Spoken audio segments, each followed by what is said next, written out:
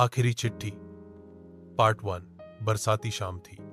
Railway station पर भीड़ भाड़ के बीच एक 12 साल का लड़का आरव प्लेटफॉर्म पर अकेला बैठा था।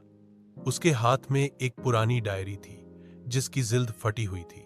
ट्रेनें आती जाती रहीं, लोग धक्का मुक्की में भागते रहे, लेकिन आरव की आंखें बार बार उसी डायरी पर ठहरती। अचानक वहां ड्यूटी पर खड़ा कांस्टेबल राजेश उसकी ओर बढ़ा। राजेश, बेटा, अकेले यहां क्यों बैठे हो? घर कहां है तुम्हारा? आरव धीमे स्वर में। घर अब कहीं नहीं है।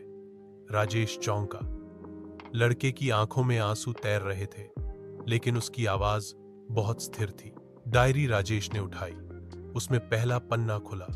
अगर यह डायरी किसी अजनबी को मिले तो समझ लेना कि मैं अब इस दुनिया में नहीं हूं। राजेश का दिल धड़क उठा।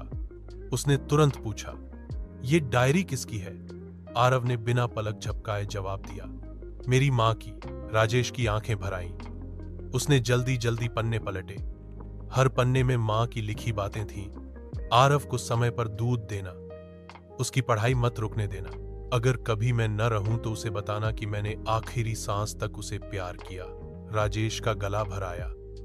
उसने लड़के से पूछा, मां कहां है तुम्हारी? आरव ने धीरे से स्टेशन के बाहर की तरफ इशारा किया और बोला, वो रही, लेकिन आप अब उन्हें जगा नहीं सकते। राजेश सन्न रह गया। उसने बाहर देखा। बारिश में एक महिला की भीगी साड़ी जमीन से चिपकी थी और उसके बगल में लाल रंग की चूड़ियां टूटी पड़ी थी। राजेश दौड़कर बाहर भागता है, लेकिन तभी उसे उस औरत के पास से एक अजीब कागज मिलता है जिस पर लिखा है, यह सब एक हादसा नहीं, एक खेल है। सच्चाई तुम्हें आरव बताएगा। पार्ट 2 के लिए सब्सक्राइब करें।